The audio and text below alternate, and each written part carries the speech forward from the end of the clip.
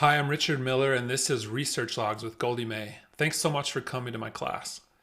Research logs are supposed to help you remember what you're looking for, where you've searched, and what you've found, but they can be so tedious to use. You can easily open dozens or hundreds of links in a single session of research, and you definitely don't want to copy and paste all of those links to a document, let alone write them on a piece of paper. Goldie May is an app I'm building to help solve these problems. Goldie May gives you all the benefits of a research log without all the work. Let me show you how it works. Here I have the Goldie May browser extension installed, so you'll see a black G. When you click the black G, it will open Goldie May. Goldie May is the side window next to your main window. The top part of Goldie May is called Guidance. This is always relevant to whatever you're seeing in the main window. So if I switch to Christian, the guidance area switches to Christian. If I switch back to Josephine, it switches back to Josephine, and it's ready to help us start a new research objective for Josephine. The second half of Goldie May is called Your Research, and this is where all your research accumulates over time. I really like to open up the Goldie May window a little wider to take advantage of two columns, and then I'll just shrink down my family search window to match. Today I'm using the paid version of Goldie May, so you'll see both free and paid features. That is how you get started with Goldie May. Let's start a new objective for Josephine. I want to find a missing child. I'll click Start, and the objective now appears on the right under My Research. We're looking at an empty research log. The way to add something to the log is to click the Log This Page button. This is the main button. When you click Log This Page, whatever page you're looking at on the left will be added to your log on the right. You don't have to copy and paste the link yourself. It's already included. And if you click the link, you'll be taken back to that page in the future. Now, under each entry in the log, you'll see a few options. You can like something or dislike something, such as to say that it was a negative result. You can also write an abstract or summary.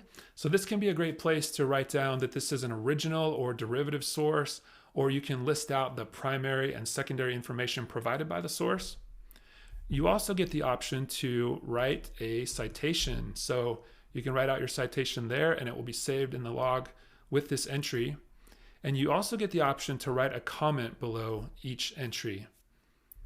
Last, I want to show you that you can write your own status updates. So in addition to adding something from the left side of the screen, you can write your own status update, which is maybe a note to yourself about what you've found so far and what you're going to do next. Let's log another page. I'll go to an index record on Family Search and click Log This Page. I want to show you that for known record pages, the source citation will be copied for you. So you can edit it, but you don't have to. This comes from the left side of the screen under Citing This Record. And if you go to the original image for a record and log this page, it will also copy some metadata for you, including image 79 of 289, and it will copy the source citation for you.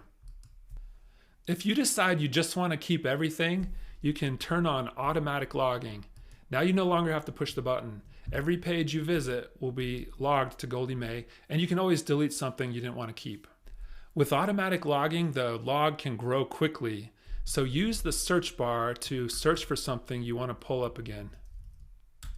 If you need to export your log, you'll find that option at the bottom where you can export the log to use in a spreadsheet or some other program where you need your links and citations. Now let me show you a feature I'm really excited about, collaborators. If you've ever wanted to do genealogy research with a family member or a colleague or a friend, you can now invite them to join you in your research objective. They can now see your log. You can both add to the log, and you can both comment back and forth to do research together. I hope this is a really fun and motivating way to do genealogy research with someone else. Back to the log. In addition to logging a page, we can also log a screenshot. So I'll show you how this is done. I'll zoom in on the black G and right click and choose Take a Screenshot. Now I can draw a box around some portion of the page that I want to keep, and that clipping or screenshot will be saved to the log. Now all the usual things apply. I can like, dislike, comment, etc. And it doesn't have to be just for images. If I go to an indexed record and I just want to keep this for future reference, I can right click on the screen, choose Take a Screenshot, and save that portion of the screen into my log. Now that you know how to take screenshots and save them to your log, you can actually think about them as an alternative to pen and paper. Maybe you have a pad on your desk where you scribble down notes while you're researching, or maybe when you find something great, you print it out so you can compare the paper with the screen. Well, instead of paper that you can lose, why not take a screenshot, save it to your log, and then it's safe alongside all the rest of your research. Goldie May has a feature that makes this really nice. Under any entry in the log, you can click Open this in a new window. I'll click that. You'll see a pop-up of that entry, and I can pull the corners to make it nice and large. And maybe in this case, I want to compare this record to the tree, and it's really nice to be able to do that side by side. Once we're in the habit of using multiple windows, it's really nice to have a second monitor. I'll show my second monitor and pull this record over to it, and I'll take the Josephine page over there as well. Now we have those two pages side by side for comparison. We still have our main window. We still have our Goldie May window. This is a great way to do genealogy research. With this setup, we don't want to lose it. So let's go to the Workspaces tab, and there's a place where you can click Save Current Windows and Tabs. I'll click it, and this will save all of our windows, all of our tabs, the positions of the windows. We can give this workspace a name, maybe church record.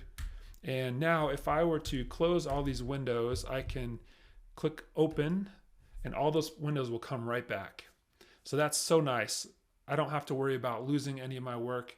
It's all saved for me in a workspace. I think this is such a powerful feature because it can be used in a variety of ways. Let me close these windows and just show you a couple other examples which I set up off camera. There's a workspace called Danish Word List.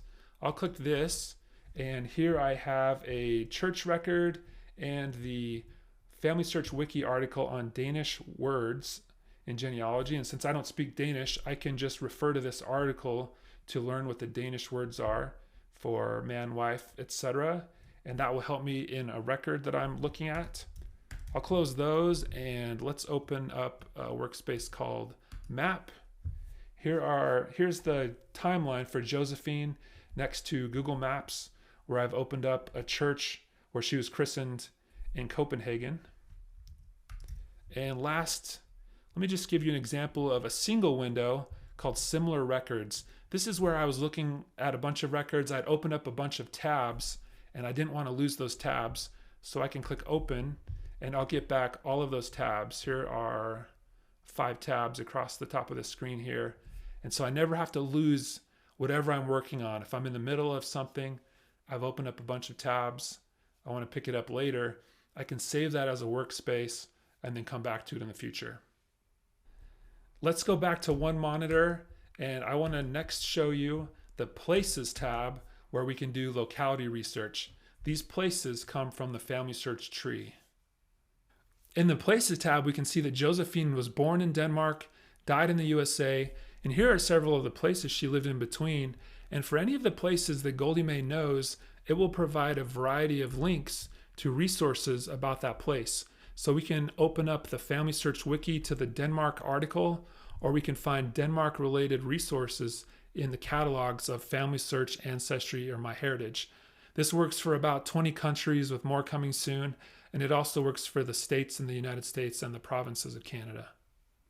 Even if Goldie May can't provide automatic links to the places you're researching, you can still use Goldie May to do place research.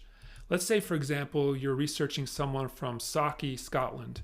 You can right-click on the word Saki, choose Goldie May, and you get several options to search for that word in the catalogs of large genealogy companies, or you can even just search for that word on Google Maps. Now I'm able to learn where Saki is located in Scotland. Next up, let me show you collection hints.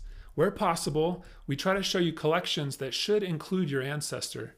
Josephine lived in the US, and she lived during the 1850 through 1920 censuses, so we show you links to those. We don't yet account for the fact that she immigrated in 1880, so she wouldn't appear in those earlier censuses. But we can click on the 1900 census, and we can choose to search in Family Search or Ancestry. This will bring up the search page for the 1900 census, so we're searching just in that collection. we've narrowed the size of the haystack in which we're looking for our needle. Now we can take this a step further by choosing auto search. When you choose auto search, that starts the search for you, typing in the first name, last name, and birth year so you don't have to type those yourself. Josephine was married in 1900, so I'll change her last name to Cook, and I'll widen the parameters of her birth year a little bit and indicate that she lived in Utah. And now she appears at the top of the search results. This is a good time to show you adjacent collections. This is the 1900 census we're searching in, but we know the US Census comes in decades, so you can click the button to the left or the right to search the prior or next census with the same search fields. So I'll click the 1910 button, and now we searched 10 years later, we find her again at the top of the results. I'll click 1920. There she is again at the top of the results. She's lost her husband and she's at the end of her life. This feature of jumping between the decades of the census works with Ancestry as well, and it also works with England and Wales, Scotland, and Canada. Next, I want to show you search playlists. When you're listening to music, it's nice to be able to queue up a bunch of songs and then just let them play through. You don't necessarily want to pick a song each time you finish one. That's how search playlists work. It's nice to be able to think about all the searches you want to run before you run them and before you evaluate the results. So I'll open up a blank 1870 search form, and let's turn our attention from the Cook family to the Hazelton family. They lived in Illinois in 1870, and they lived where 3 counties come together. So sometimes when we're looking for them, it's hard to know which county to look in. I'll type in here Bureau County, Illinois, and instead of clicking the blue search form field on the left, I'm going to click on the Add This Search to Search Playlist, the gold button on the right. I've now queued up that search for later. Now I can go back to the search form, change Bureau County to Marshall County, and click the button again to queue that one up. And I'll click one more time and change it to Putnam County and queue up that search as well. Now I can go to the search playlist and open each one in a separate tab. And now I can evaluate all the results. And this isn't just for places, it can be for various last names that you want to search on or any other field that you want to change and queue up a bunch of searches. Next, let me show you the task list. There you'll find tasks we think will be helpful to your research objective. For example, there's a task for each collection hint we previously mentioned, so you can go decade by decade to make sure you find your ancestor in each census. In the case of Josephine, I can delete the task for each census before she arrived in the US, and I can also delete the 1890 census. Here we could go to the Sources tab for Josephine, see what census record she already appears in, and mark those done in the task list. And you can, of course, add a new task. I think the task list can be especially strong when you use it for planning your research. Let's say that with Josephine, I've already done a lot of searches and I can't find her in any more indexed records. Well, now it's time for me to start browsing the unindexed records. So I'll go to the Places tab, choose Denmark, and I'll open up the Family Search Catalog to the Denmark resources. And she was born in 1846. So let's say that I want to look in the Denmark 1850 census and see what I can find. I'll zoom in here so you can see that I'm going to right click, choose Goldie May, and choose Create Task from Link. I'll go ahead and do that one more time to add another task. And now when I go back to my task list, you'll see those tasks in my list, the title and the link. I can use that to jump off, look in that collection, browse for Josephine, mark it off when I'm done, and come back and do the next one.